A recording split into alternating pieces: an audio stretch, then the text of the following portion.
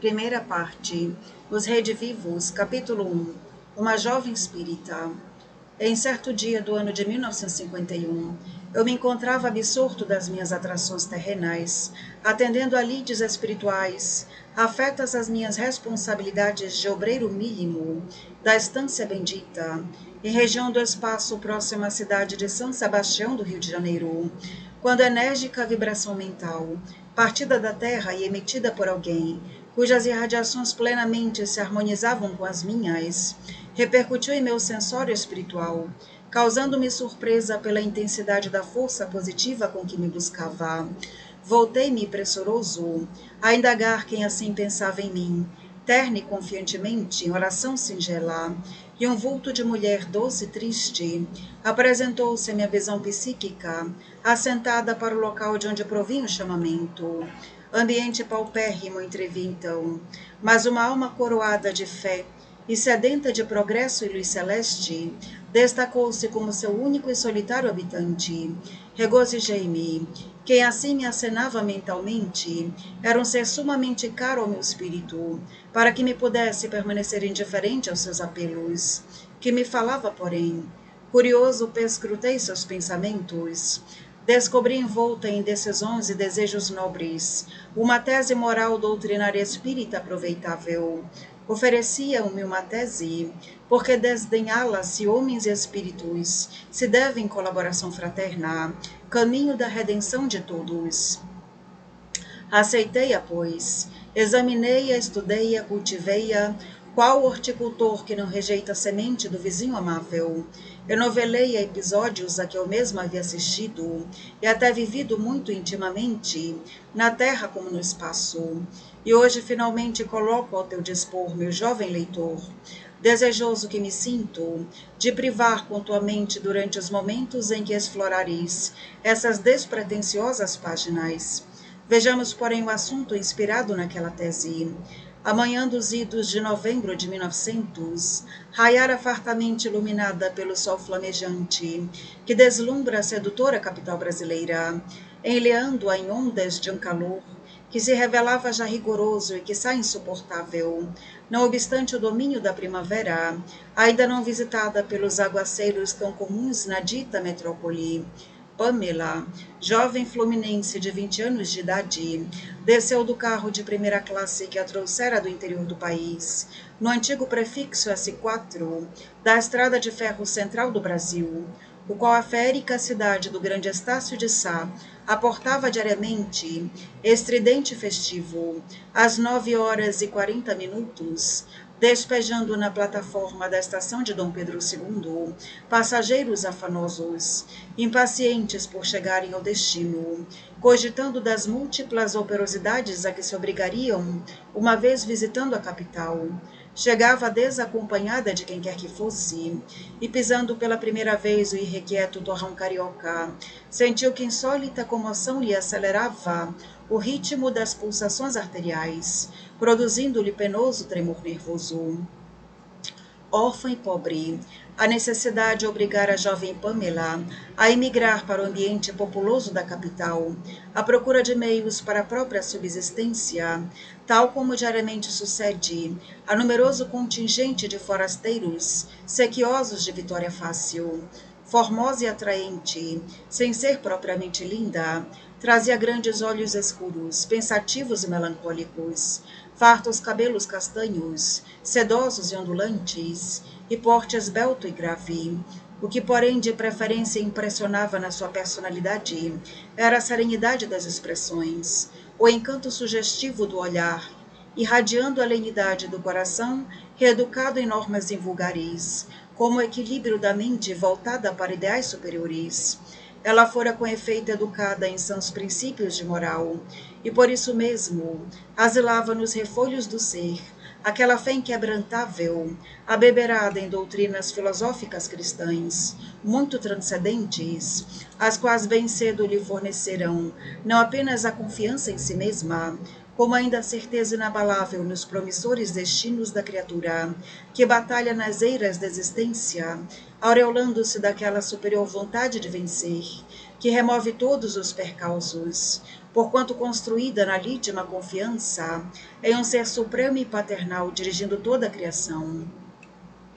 Meu espírito amava profundamente essa Pamela, a quem do mundo invisível eu vira nascer havia 20 anos, e que agora eu contemplava envolvida no turbilhão da metrópole galante, qual frágil Alcíone ao sabor das tempestades marinhas. Do espaço, procurei encaminhá-la protetoramente, comovido ao endereço que trazia. Uma vez observando que nenhum amigo se dignara correr amável, servindo-a na emergência crítica, e lá se foi sob meu olhar, demandando o subúrbio afastado, tendo à frente árduos testemunhos a apresentar a legislação divina, no embate das tentações de um grande agrupamento social, como provas de resoluções inadiáveis, tomadas ao reencarnar, mas também como bases lucificantes de um destino de eleição, se a altura de méritos espirituais se portasse na arena terrível. Cerca de 60 anos antes, achando-me ainda encarnado e residindo nesse mesmo amável torrão carioca, eu conhecera Pamela sob outra indumentária física, ou seja, existindo em outra configuração corporal, e se impondo à sociedade com os valores de outro nome de família e diferente condição social. Eu e seu pai de então fôramos amigos íntimos, vizinhos de residência em São Cristóvão, bairro em que durante tantos anos residi, tendo mesmo a honra de ser convidado por aquele digno varão a levá-la à pia batismal, 2 anos depois do seu nascimento, consideração a que anuíde boamente reconhecido. Fora, portanto, seu padrinho antes que ela existisse, sob o prenome de Pamela, e quantas vezes durante sua infância de outrora acorri pressuroso a ministrar-lhe tratamento, procurando combater pequenas enfermidades próprias da idade, com a experiência da medicina que abracei. Sabia agora, lealmente resolvida a exercer apostolado eficiente entre os deserdados da fortuna, à sombra do evangelho remissor, traduzido nas diretrizes da doutrina dos espíritos, e por isso comovia-me ante sua figura frágil de quase adolescente, mas valorosa qual monumento de fé, preparando-se como em uma iniciação sacrossanta para futuros desempenhos em torno da beneficência, aportando, pois, a estação de Dom Pedro II, a fim de se conduzir sozinha, paupérrima, jovem, formosa, num ambiente social onde escasseiam exemplificações honestas e as virtudes jazem ignoradas sob anonimato. Pamela nada mais faria senão provar aos seus instrutores espirituais as resoluções enobrecedoras que dela exigiriam todos os valores morais de que fosse capaz. Não me assaltaram dúvidas de que se tornasse vitoriosa. Preparado se encontrava o seu espírito para o certame reabilitador à luz de ensinamentos tão altamente educativos e orientadores, que eu previamente a contemplava triunfante, certo de que bem cedo adviria o momento em que me seria permitido verificar-lhe a fronte assinalada por aquela fosforescente auréola, indicadora das consciências tranquilas, das mentes reeducadas sobre as magnificências do Evangelho. É que Pamela professava a doutrina espírita, e o adepto convicto desse generoso repositório de benesses espirituais tem o dever sacrossanto de se conduzir altiva e nobremente em qualquer estância que for chamado a operar, como cidadão terreno espiritual, portando-se à altura da honra da fé, que comunga em todo ângulo social, a que as circunstâncias da existência ou os próprios testemunhos o obriguem a enfrentar, dever conferido pela ciência, que necessariamente terá das leis da vida que a doutrina espírita confere aos seus aprendizes. Não obstante, e por mais singular que parecesse, Pamela era herdeira de uma grande fortuna e até possuía instrução apreciável. Educara-se no interior,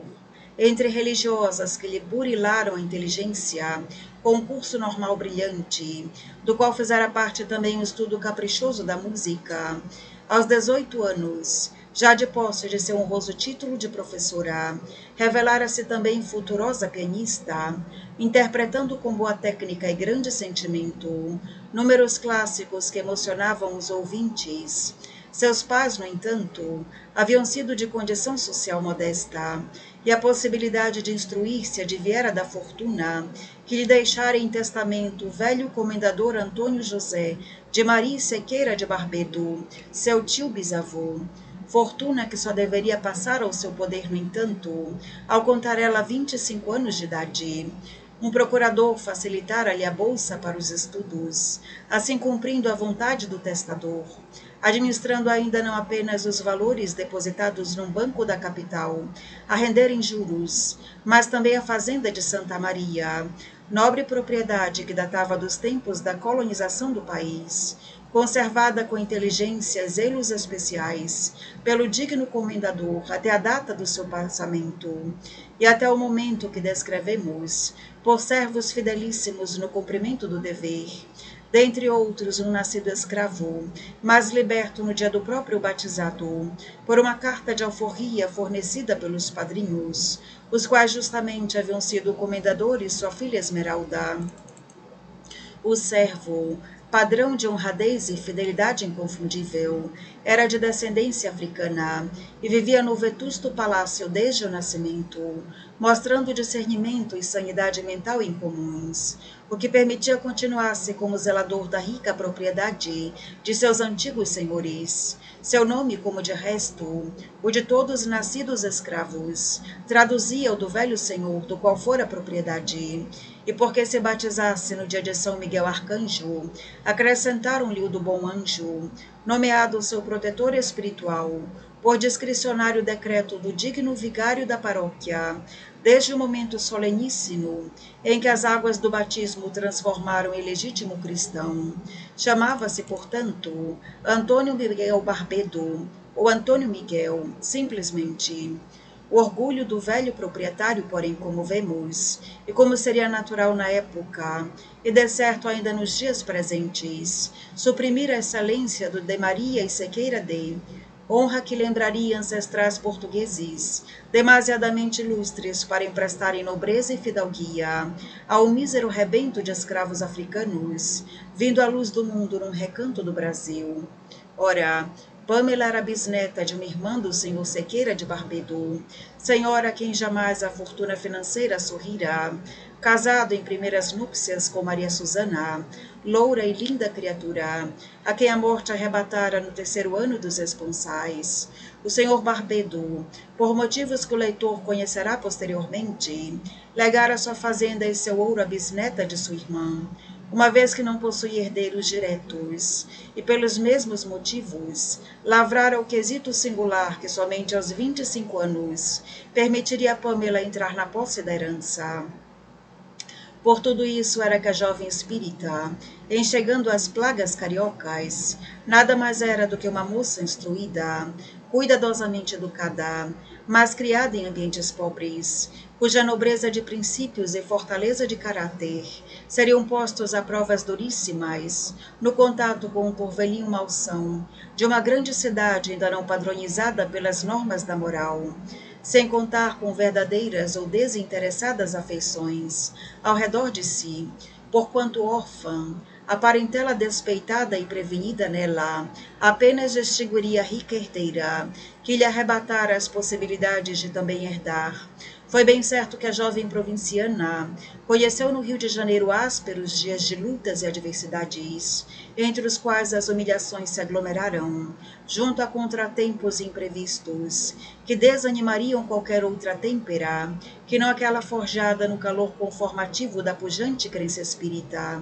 que faz do seu fiel uma fortaleza de ânimo e de paciência capaz de resistir a todos os embates da provação. Não importava um diploma legitimamente adquirido, e tampouco os clássicos que interpretavam o piano. Se mão amiga, respeitosa e desinteressada, vendo-lhe a inexperiência, lhe não favorecia auxílio honesto para colocá-la em local condigno, correspondente ao grau de cultura que possuía. Seria necessário nutrir-se, vestir-se, residir em alguma parte. E a moça, casta e idealista, em dificuldades financeiras, não obstante herdeira de fortuna imensa, deslocada no ambiente bulicioso da capital, tímida e aturdida, mas a quem nem as vaidades sociais enredavam em ciladas precipitosas, nem os complexos deprimiam, criando impasses embaraçosos. Não se diminuiu ante o próprio conceito, servindo-se do primeiro ensejo de trabalho honesto que se lhe deparou,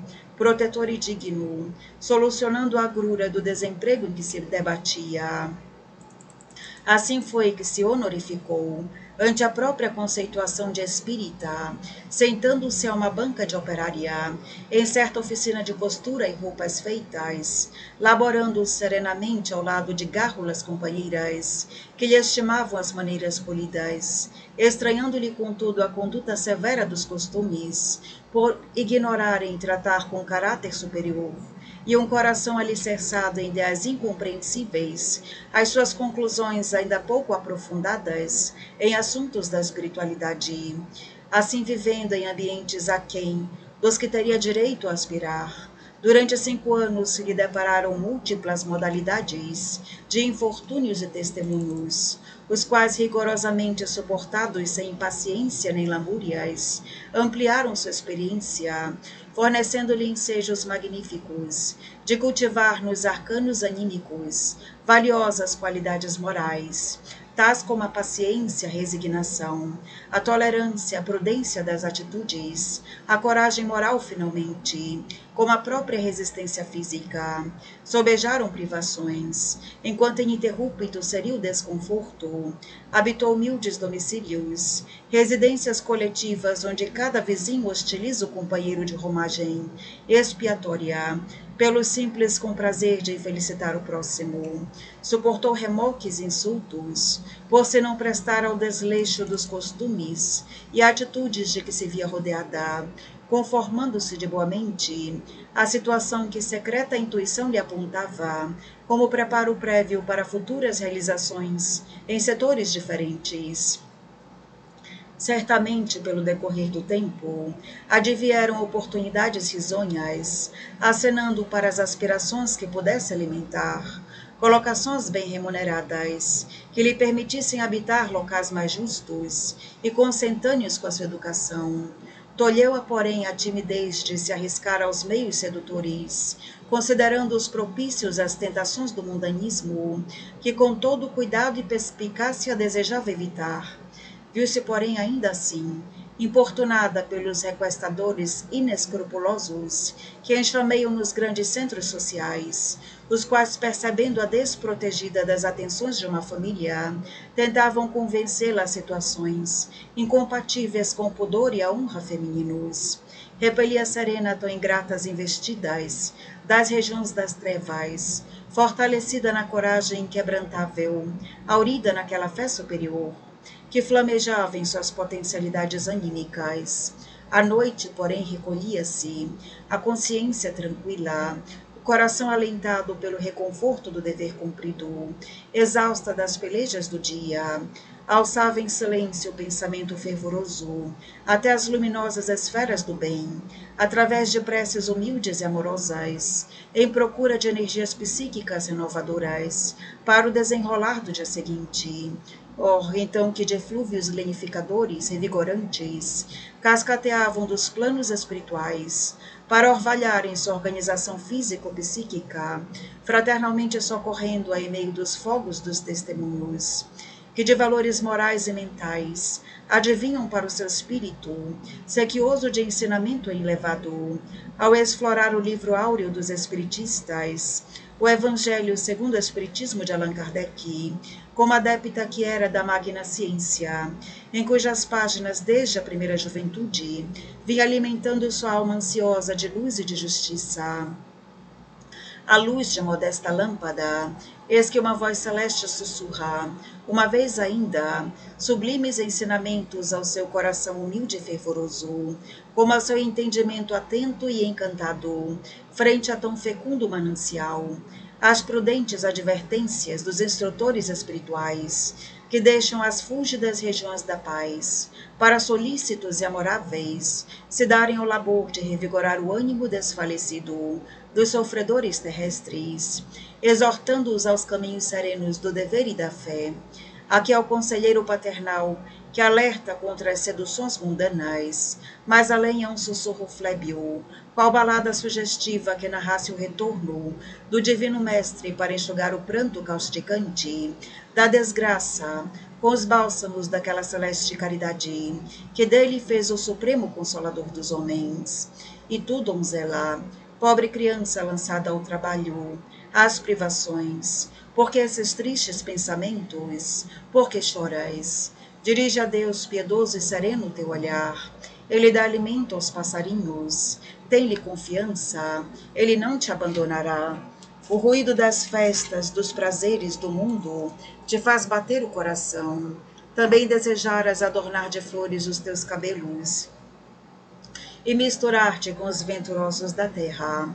Dizes de ti para contigo, que como essas mulheres que vês passar, despreocupadas e risonhas, também poderias ser rica. Or, cala-te, criança, se soubesses quantas lágrimas e dores inomináveis se ocultam sob esses vestidos recamados, quantos soluços são abafados pelos sons dessa orquestra rumorosa, preferirias o teu humilde retiro e a tua pobreza. Conserva-te pura aos olhos de Deus, se não queres que o teu anjo guardião para o seu seio volte, cobrindo o semblante com suas brancas asas, e deixando-te com os teus remorsos, sem guia, sem amparo nesse mundo, onde ficaria perdida, a aguardar a punição no outro.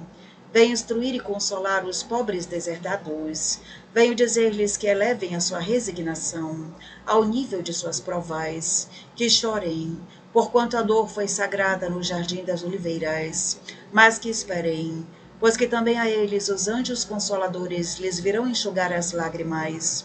Deixava o livro enternecida, as lágrimas cintilavam nos olhos castos, e ela adormecia, recomendando-se a seus desvelados amigos espirituais, os quais sabia fiéis ao mandato de a assistirem e aconselharem, durante as tréguas que o sono benfazejo impunha ao seu espírito, enamorado das bênçãos do progresso.